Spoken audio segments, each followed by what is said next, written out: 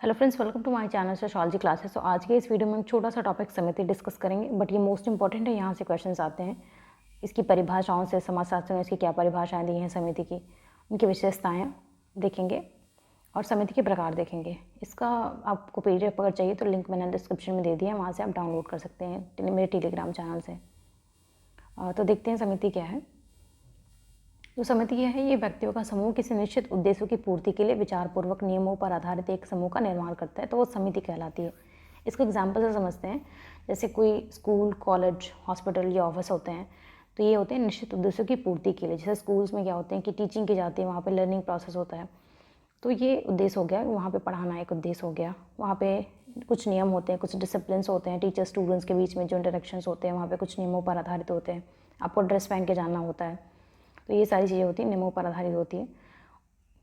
I hope ये आपको clear होगा। वैसे ऑफिसर्स या फिर हॉस्पिटल से होते हैं, तो ये सारी जो समितियाँ हैं। अगर आप जब भी सोशियोलॉजी के कंसेप्ट को समझना हो तो उनके कुछ एग्जाम्पल्स अगर आप ध्यान में रखेंगे तो ये बहुत ही क्लियर समझ में आएंगे।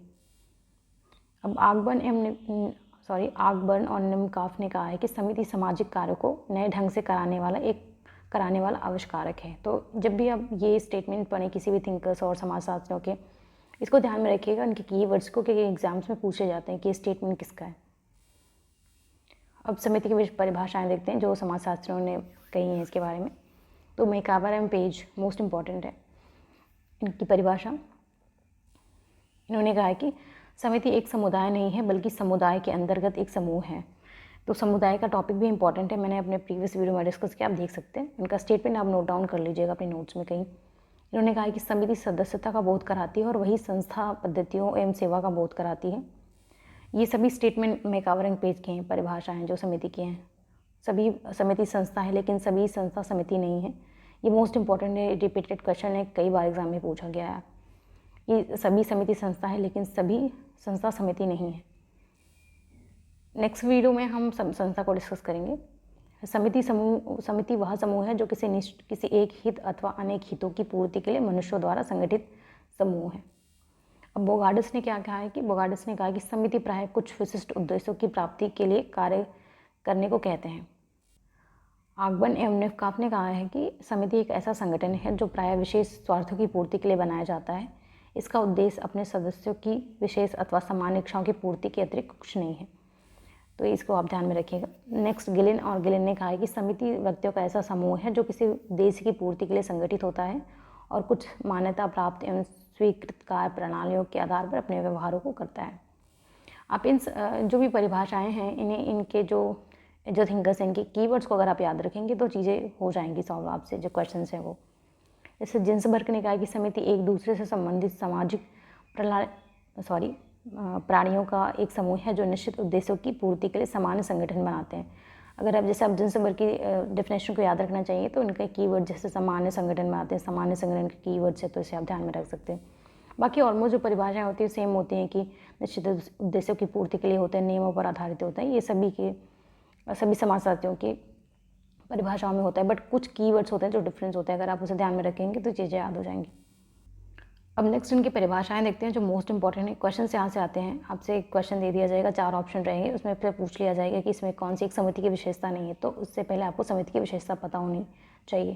तो देखते हैं, तो जो उनकी परिभाषा, जो उनके अर्थ है, तो मोस्ट उसमें वही इनकी विशेषताओं में भी आ जाता है। जैसे कि समिति व्यक्तियों का एक संगठित समूह है, ये निश्चित उद्देश्यों की पूर्ति करता है, मूर्त संगठन है। याद रखिएगा मूर्त संगठन, आप कमेंट सेक्शन में बताओ कि समुदाय मूर्त संगठन है या फिर अमूर्त है। विचारपूर्वक स्थापना की जाती है, इनकी प्लानिंग के तहत स्थापना होती है। इनकी सदस्यता होती है ऐच्छिक होती है। आप कमेंट में बताओ कि समुदाय की सदस्यता ऐच्छिक होती है या अनिवार्य होती है, क्योंकि समिति, समुदाय, संस्था ये बहुत ही कंफ्यूजिंग हो जाते हैं। इनके बीच डिफरेंसेस पता होने चाहिए आपको। नियमों पर आधारित होता है ये। इनके जो संबंध होते हैं औपचारिक होते हैं, मतलब फॉर्मल होते हैं। आप जैसे प्राथमिक समूह के जो संबंध होते हैं वो इनफॉर्मल होते हैं और बहुत अनौपचारिक होते हैं। जैसे हमें अपने फ्रेंड्स, फैमिली के साथ बहुत ही इनफॉर्मल वे में बात करते हैं, बट जो समितियाँ होती हैं जैसे स्कूल, कॉलेज या फिर हॉस्पिटल्स में हम बहुत फॉर्मल तरीके से पेश आते हैं। इनमें हम की जो भावना होती है वो कम होती है, क्योंकि लोग फॉर्मली एक दूसरे से कनेक्टेड होते हैं, इमोशनली नहीं। इनकी जो प्रकृति होती है अस्थायी होती है कि समितियाँ कभी भी ख़त्म हो सकते हैं, स्कूल कॉलेज कभी भी बंद हो सकते हैं। समिति का एक नया नाम होता है, इस समिति का एक नाम होता है। जैसे स्कूल का, हॉस्पिटल का कुछ ना कुछ तो नाम रहेगा ही। समिति साधन है, ना कि साध्य है। अर्जित परिस्थिति होती है, यहाँ पे जो स्टेटस होता है वो अर्जित होता है, मतलब उसे प्राप्त करना पड़ता है अपनी योग्यता के अनुसार। इसमें सत्ता एवं हैसियत का भेद पाया जाता है, मतलब इसमें एक हायरार्की होती है, इसमें पावर की, जैसे कोई प्रिंसिपल है, फिर टीचर्स है, फिर उसके नीचे जो टीचर्स होते हैं, तो उसमें एक हायरार्की होती है।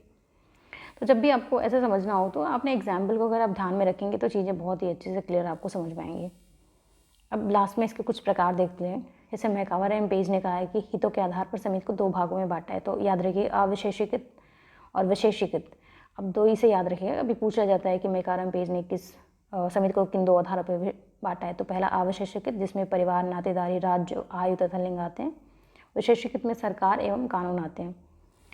नेक्स्ट देखते हैं, मैक्स वेबर ने सामाजिक संबंधों पर विचार करते हुए समिति को 2 भागों में बांटा। एक है समुदाय मूलक संबंध वाली समिति और संघ मूलक समिति। तो इस समिति को बहुत ही ब्रीफ में, बहुत ही जो मोस्ट इंपॉर्टेंट चीज़ें हैं मैंने यहाँ पे कवर की है। और बाकी अपने इस चैनल पे मैंने थिंकर्स का सेक्शन और इम्पॉर्टेंट जो टॉपिक जैसे समुदाय या फिर सामाजिकरण, बाकी जो चीज़ें हैं वो मैंने यहाँ पर डिस्कस किया, आप देख सकते हैं यहाँ पे। और ये वीडियो सभी एग्जाम्स के लिए यूज़फुल रहने वाला, चाहे यूजीसी नेट, जेआरएफ हो, पीजीटी, टीजीटी, सोशियोलॉजी का कोई भी असिस्टेंट प्रोफेसर, सेट का पेपर हो, ये सभी के लिए, क्योंकि टॉपिक ऑलमोस्ट सभी एग्जाम में सेम रहते हैं। बस किसी एग्जाम्स में कुछ टॉपिक एडिशनल कुछ एक्स्ट्रा ऐड कर दिया जाता है, किसी में कुछ कम रहते हैं, तो डिफरेंस ये होता है, बाकी टॉपिक्स वही होते हैं।